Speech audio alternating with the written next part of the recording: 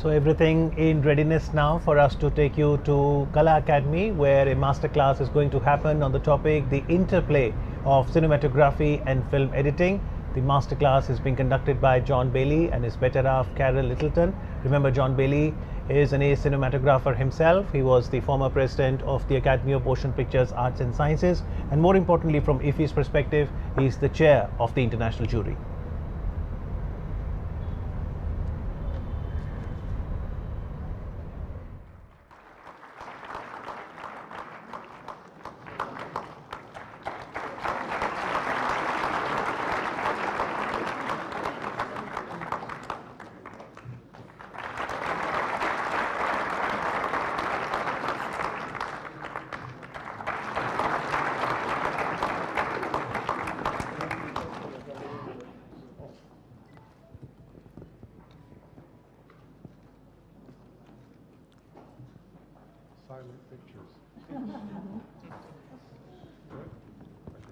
Thank you, sir.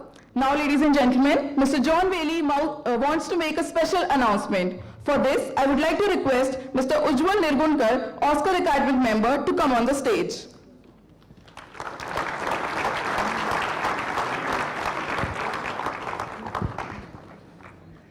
First of all, thank you very much for the warm reception that you've given Carol and me and my fellow jury members for this festival.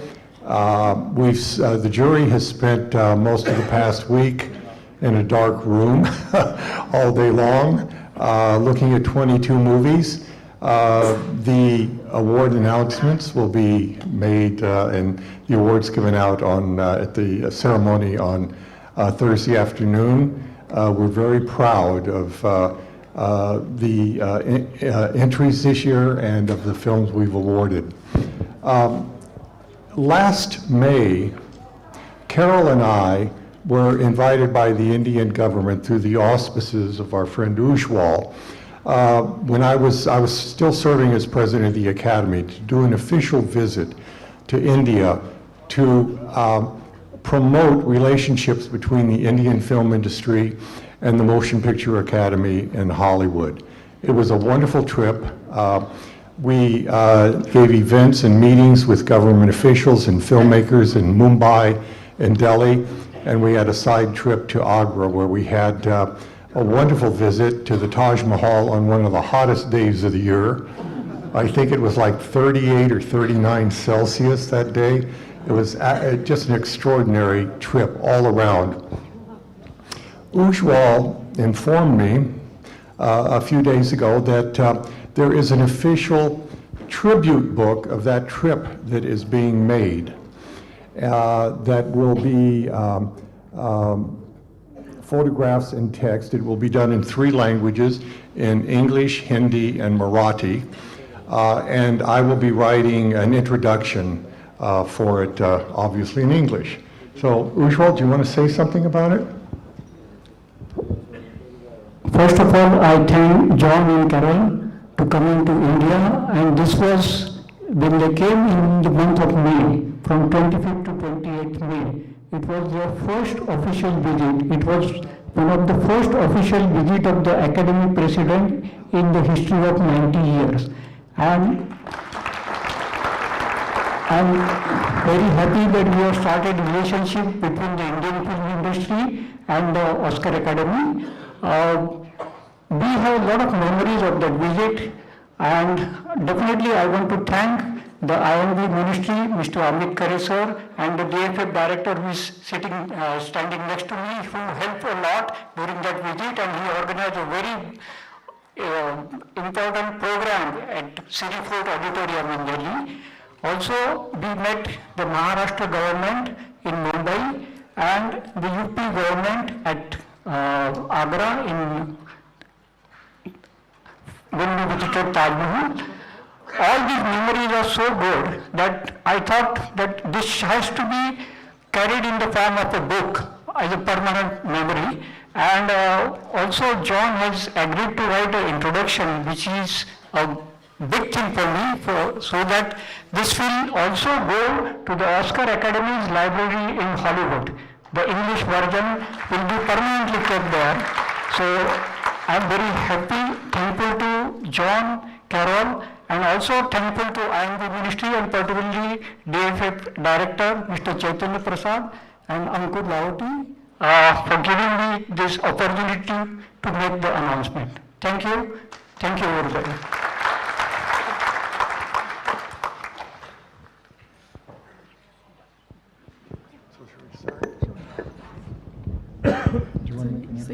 So what we want to do this afternoon is show short sequences from either 6 or 7 of the films that Carol and I have worked on.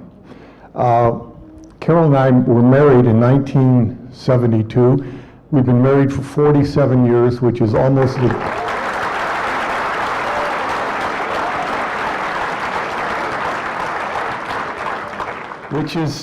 exactly the number of years that we have been working together. We started on very small separate films, AFI films, student films, and gradually over the next decade worked our way into Hollywood mainstream films. We both ended up becoming members of the Principal Hollywood Union, and worked on films, some of which you'll see clips today, where we worked together, where Carol was editor, I was cinematographer. We will also show you a few clips from films that I photographed, but Carol did not edit, and several films that Carol edited that I did not photograph. And if we have time, we'll also show a sequence from a film called China Moon, which is a neo film noir that I directed, that Carol was the editor. We'll see how the time goes. We want to allow plenty of time for questions and answers. Also in the announcement for this masterclass, it was said that we will probably address issues regarding current, future technology, digital effects, a number of contemporary issues. We're not going to do that. We're going to show you a lot of old movies, probably older than some of you. We're going to show you sequences that are very dear to us from films that were earlier in our career. All of the film clips you're going to see today are from the analog film era. They were all photographed on 35mm film with Panavision cameras and lenses. Some were done in a 1:8:5 spherical. Some were done in the anamorphic 2:4:0 aspect ratio. I'll be talking about that a little bit. We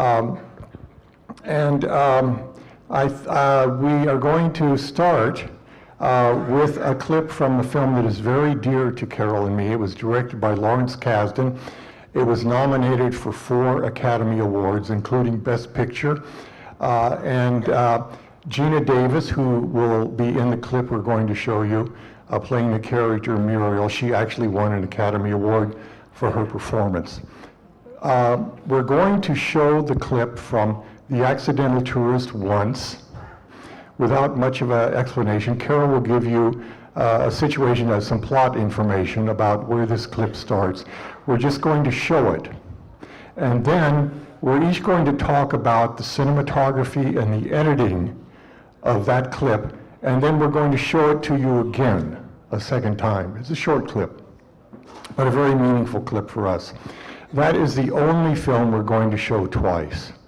So I think we should probably go ahead and do that, right? You want to start? Okay. I'll just give you a little bit of background about the clip. Oh yeah, thank you. Yeah, thank you. Great. Essentially, this is a story about a man who has suffered a terrible traumatic event before the film starts. His son was murdered in a fast food joint, something like McDonald's, before the action starts. And this is a story about how he puts his life back together. So this clip that we're going to show you essentially is the character Macon Leary, played by William Hurt, who meets this sort of strange woman And halfway through the film, this is the turning point, she asks him to dinner. And he can't go. He is completely shut down. He can't talk to anyone. He can't be with anyone. He just wants to seal his life off. He is separated from his wife and is living a very lonely life, sort of numb from this tragedy. The character, Muriel, it lives in a part of town which is across the tracks, meaning it's from a different social media that he comes from, social strata. He drives through, actually I won't tell you what you're going to see, you'll see it. But this takes place in Baltimore, which is a racially divided town, has been in the news lately, in fact. And that's all I'll tell you about the background. President Trump put it in. Yes, we won't go there. So we'll look at the clip, we'll talk about it, then we'll look at it again. I'd just like to say that all of these clips, they're of a compromise quality. They were beautifully rendered into DCP by Ujwal, but they come from older DVDs, so the quality is somewhat compromised. I'm sorry. Hopefully the background lights will be out and the screen will look pretty good, but they will look soft. So I'm just warning you, it's not 35mm film quality. Thank you, sir and ma'am. Now I hand over the stage to our moderator, Ms. Anupama Chopra.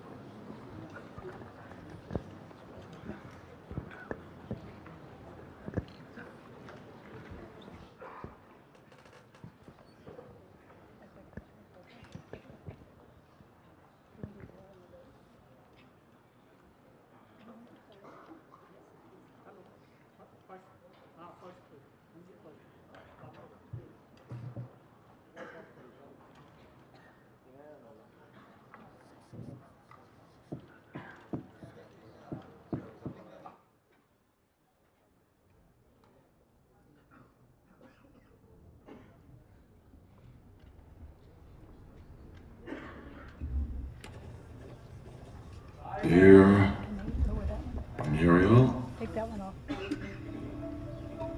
I am very sorry, but I won't be able to have dinner with you tomorrow, after all. Something has come up. Regretfully, Megan.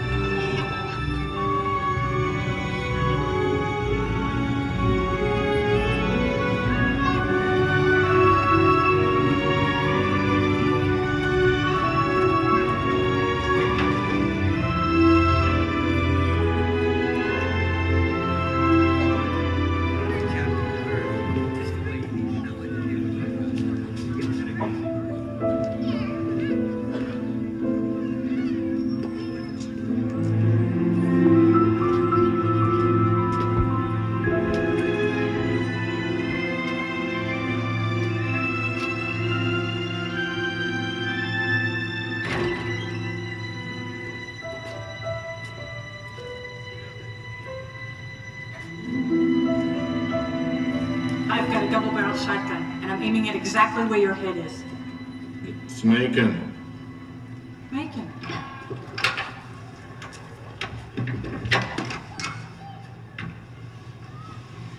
Macon, what are you doing here?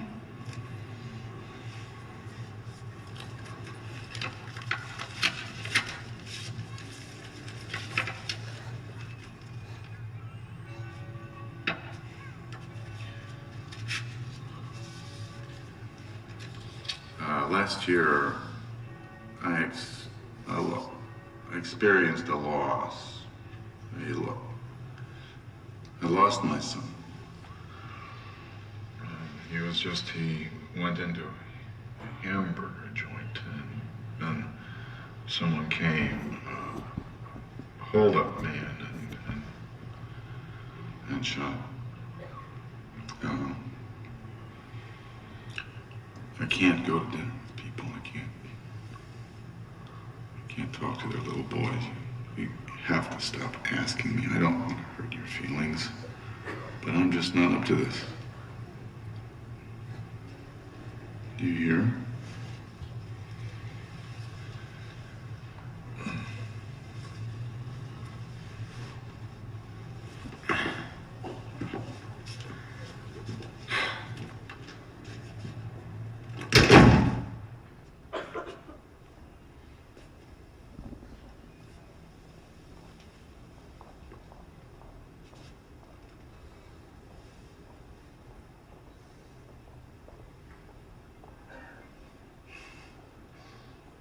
Every day I tell myself it's time to be getting over this. I know that people expect it of me. But if anything, I'm getting worse. The first year was like a bad dream. I was cleared his bedroom door in the morning before I remembered he wasn't there to be wakened.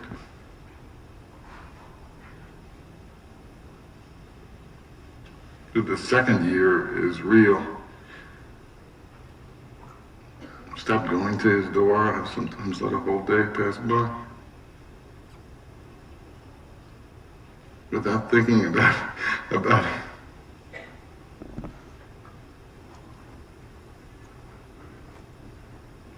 I believe Sarah thinks I could have prevented what happened somehow. She's so used to my arranging her life.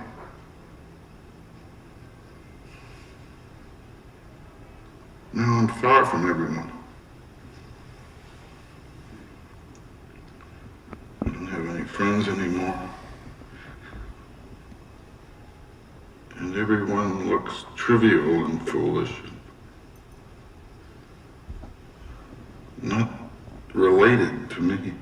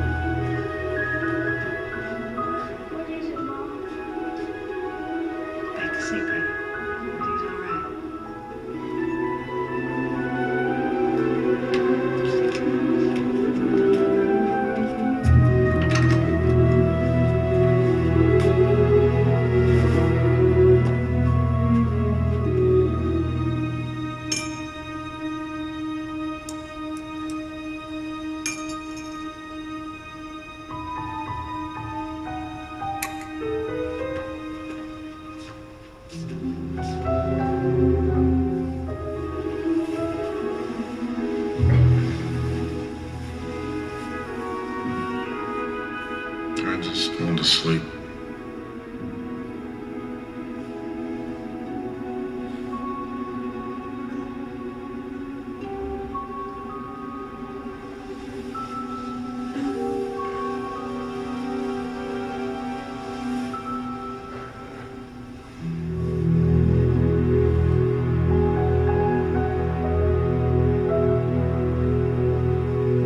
Take this off. I'm bashful.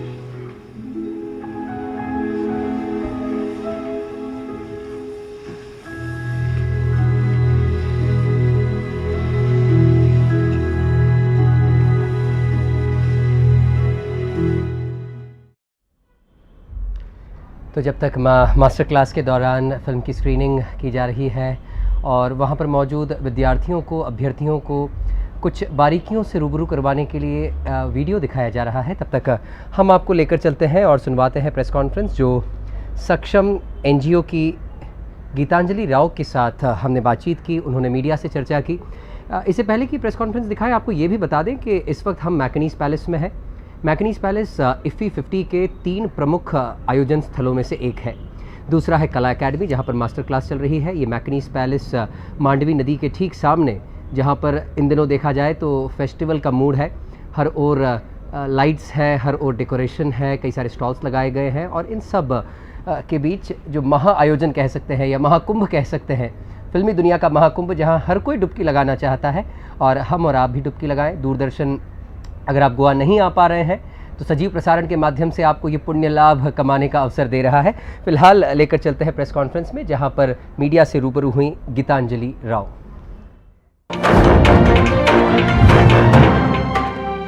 Bombay Rose is animated film. It's 2D animation. It's painted frame by frame. The entire animation of the film was being done in Bombay in a studios called Paperboat Animation Studios. The film is a co-production between France, La Film DC, India, Sinistan, Qatar, and it took about 6 years to make the film. 4 years was spent in finding finance for the film, and 2 years in the execution of the film. So I had my French co-producers, and then I went through the NFTC film labs, and I was here in 2014 and 15 and 16 doing a script lab, the work in progress lab, and the co-production lab, which is where I found my the partnership for the co-production. And we started the film in 2016. We finished it in 2018, and it was the opening film in the Critics Week in Venice. So we have been doing mainly a lot of festivals. It's about 25 festivals that we are screening in until December. And we were in Mami 2 weeks back and won the Silver Gateway Award and the Manish Acharya Award. So yeah, the film has been doing well, and it's one of a kind animation films because it deals with, it's not a children's film, but it works for children. It deals with street life of Bombay. It deals with issues like Hindu-Muslim love, essentially between people living on the streets and surviving. And it also talks about child labor. It's set in 2005 when the dance bars were being banned, and the life of women, what happened to women after the dance bars were banned, kind of a thing. So yeah, it's a serious film with lots of issues. It talks about Bollywood and life and love about people living on the streets, but it is at the same time an out and out Bollywood musical kind of a film where I have an ironic take on how Bollywood is all about happy endings and real life is not. So yeah, one of the things which is special is I have also used a Goan song by Lorna Cordero, which is quite special in the film because it's animated film. And I used the song Red Rose by Lorna, essentially to talk about love seen through the point of view of a rose. And that's what you can do in animation and you can't do in live action. So yeah, so that's what Bombay Rose is all about. Can you tell us about the challenges that an animation filmmaker is facing in India? Yeah, sure. I'm very often asked, why is the standard of Indian animation not up to the mark as we see in the rest of the world? And I think that question needs to be addressed a little differently in terms of we have the talent, we have the kind of stories that we want to say. There are people who want to do original Indian animation, but I think the circumstances in this country are very different from the rest of the world. One of the reasons why we see good animation films coming out from the rest of the world is there is state funding. There is essentially funding from the country for animation films, and animation films are at least 2 to 3 times more expensive than live action films, simply because they need 2 to 3 years of work that goes into making them. So we have never found any kind of funding, state funding for animation. Children's Film Society of India does fund films, but it could be animation or it could be live action. And what they also do not do is circulate the film. There is a fund, there is soft funds for the films, but those films never get seen in the rest of India because of their distribution and sales strategy.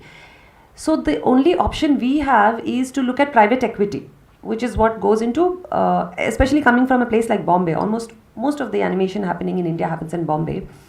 So we have to compete with Bollywood live action films where budgets are lower. We have to do things like, get star voices for animation films in order to be able to find funding. And even then, it has been shown that the box office collections for these films have more or less not managed to break even also. In another session, when talking about the subject of animation, it was raised that in India, people, the audience especially, they tend to look at animation as a cartoon, but it is not so. So there is a sort of a perception which is there in the minds of the audiences, which may not allow. Press conference where, among others, we heard the director of the film Bombay Rose, Gitanjali Rao. And right now we can go back again to Kala Academy, where we were tuned to the very enriching masterclass on the topic, the interplay of cinematography and film editing. They did not earn much money, they kind of disappeared, and suddenly a generation or 2 generations later, they're rediscovered, they're resurrected, and they become part of the whole canon of filmmaking. I mean, the most obvious example in the history of American cinema is Citizen Kane, which was reviled, abused, insulted, lost almost for 3 decades, and then in the mid-60s was rediscovered, and it's become, to many people's mind, the greatest American film ever made. Can I ask, in interviews that I've read of the two of you separately and together, you talk about how the most effective editing and the most effective cinematography is that which serves the emotional experience of the film. Can you both speak a little more about that? Well, I don't know. It's sort of the emotional quality of a film is embedded many times in the script, in the direction, and in the performances the actors do on the day of.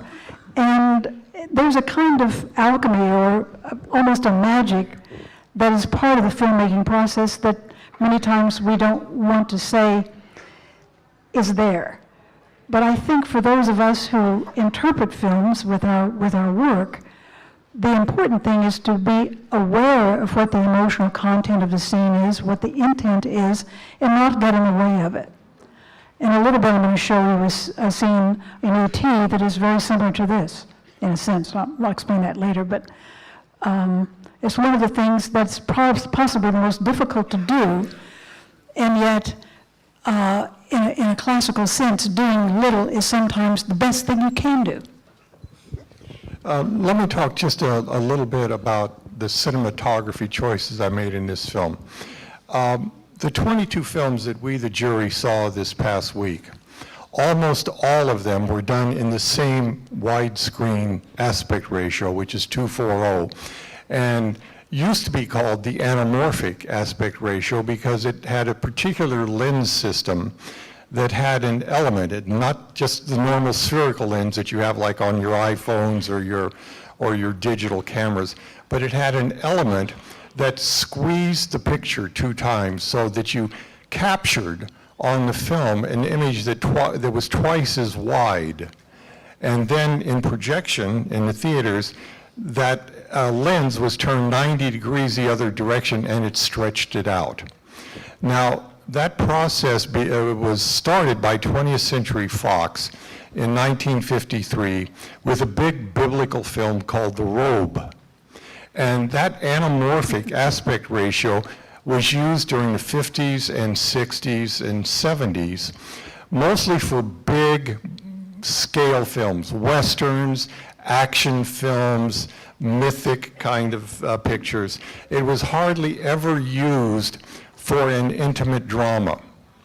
I photographed over a dozen films in the spherical, the 1:8:5 aspect ratio, because I could not justify in my own mind using this 2:4:0 aspect ratio, which was very unusual for a small scale film. I started thinking about it and talked to Larry. We had actually used a widescreen process for Silverado, but it was not anamorphic. So when we started doing the casting test, we filmed 5 different actresses for the role of Muriel, for the Gina Davis role. And I proposed to Larry that we do them in 35 millimeter using anamorphic lenses to see what we could do for just a single headshot in close-up, how it would look, for a whole casting thing. Well, we loved it. And I started thinking about, well, how could I exploit the squeezed anamorphic process? One of the inherent properties that it has is you use longer focal length lenses, more telephoto lenses. They're twice the focal length that they would be in normal 35 millimeter. So in normal 35, a normal lens is a 50 millimeter. In anamorphic, it's 100 millimeter. So those of you who know basics of photography can understand that what that does is that compresses, makes flatter the sense of depth and perspective. Also, your depth of field, or what some people call depth of focus, is also made a lot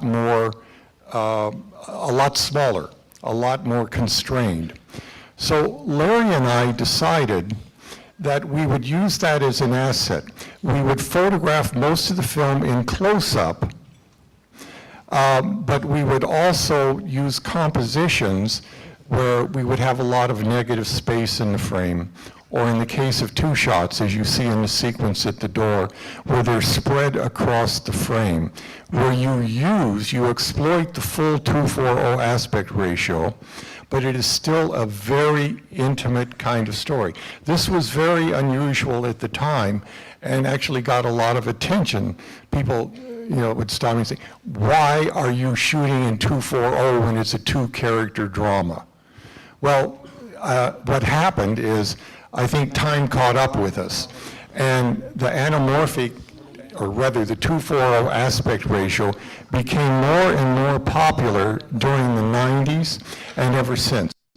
And with the rise of digital cinema, it is very easy to shoot this aspect ratio without anamorphic lenses, using the spherical lenses. And so it has become common. I'm sure most of the films you see now are in this super widescreen aspect ratio. And ever since the advent of widescreen television, which is almost 1:8:5 aspect ratio, there's a message that theatrical, feature filmmakers are sending out saying, this is a feature film for an audience in a dark room, it's going to be 2:4:0. And I think that's one reason we're seeing so many films in this aspect ratio. What I'd like to do is show you the clip again. Can I mention one more, Yes, a couple please, go other ahead. things visually? In cutting the film, I really took my time with the inserts. And a lot of times an insert is just a piece of information. But in this case, the insert of the writing and also the insert of her earrings when she puts them in this little dish is very important. If you've seen the film, you know that she's kind of a strange woman. She has lots of odd jobs, and one of them is to train dogs and to house sit cats and dogs. And she works as a veterinarian's assistant. So a lot of the things that she wears that have an animal sort of either fabric or her earrings, are very much a part of her personality. The other thing that, that you might notice before we look at this clip again is that what John is talking about in the aspect ratio of using this 240 and the longer lenses is that the area behind in the background, if you're using a closer shot, is out of focus. So not only is the aspect ratio a different format, a widescreen format, but it also throws details in the background out of focus and more or less isolates the people in their surroundings. And that's very important because Bill Hurt's character, Macon Larry, is a man who shut himself off from the world. So the fact that he moves in a world where almost everything is out of focus except himself is very telling, and it sends, visually, it sends a message, I think, to you about his character.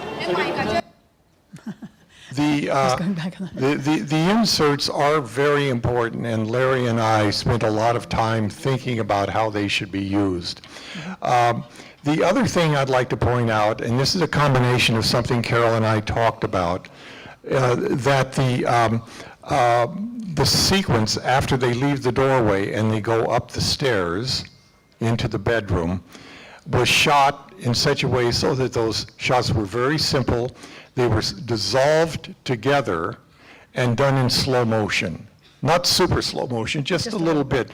So it has kind of a floating lyrical quality as they're moving from downstairs to upstairs, kind of a dreamy quality, which leads you into that bedroom where the lighting, that colored pink lighting, is motivated by essentially a little scarf that Muriel has placed over a lamp. And it's a warm, inviting kind of, it's not a passionate red, it's kind of a pink. It's very kind of primal and organic. And if you happen to watch the film up to that point, you'll see that the art direction is, I wouldn't call it monochrome, but it is more dreary shades of gray and blue, and for the outside, everything is rather hazy. It's very tamped down in the same way that his personality is. So this is kind of an invitation back to life, where she literally takes him by the arm and they just sort of float upstairs. And finally, that first insert of Bill writing the note with the Mont Blanc pen. He is a writer. He's a travel writer. He writes a series of travel books called The Accidental Tourist, where he goes to cities all around the world and writes about how you, as a traveler, cannot embrace the richness of the cities that you're in, but how you can isolate yourself from any kind of engaged experience with anybody. So it's an accidental, they're written for business. There's a sequence in the film where Bill Hurt goes to Paris and also to London, and he seeks the places that look like America so that people can, American businessmen can go to these exotic places and never feel like they left home. And most of the places he goes to, you see them in the background, they're out of focus. So anyway, why don't we look at the clip? And knowing all this now, let's look at the clip again with kind of that perspective attached. We just want you to understand that a lot of choices that we make, in fact, most of them in editing, are with an intent. We don't just put things together because they look nice. They have a dramatic and an emotional intent. Okay.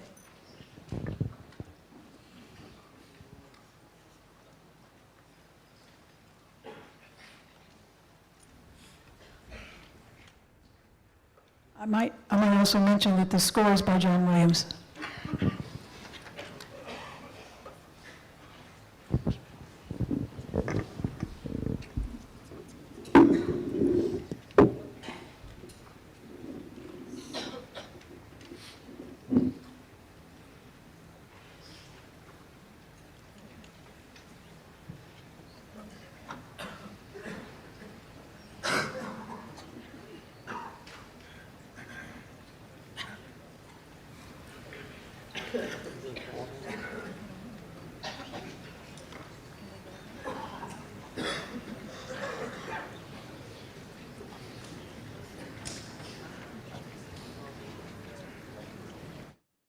देख रहे थे master class जो cinematography और film editing के विषय में इस वक्त कला एकेडमी में जारी है। कला एकेडमी IFFI का एक मेन वेन्यू है, वहाँ पर जो एक बड़ा ऑडिटोरियम है, वहाँ पर कई फिल्मों की स्क्रीनिंग के साथ मास्टर क्लासेस और इन कॉन्वर्सेशन सेशंस आयोजित किए जा रहे हैं। कला एकेडमी में ही ब्लैक बॉक्स एक ऑडिटोरियम कह लीजिए, एक छोटा स्थान है जहाँ पर कम सीटिंग कैपेसिटी है। इसके अलावा आईनॉक्स पोरवोरिम जहाँ पर 3 स्क्रीन्स, और ये जहाँ पर हम लोग दूरदर्शन की पूरी टीम अपने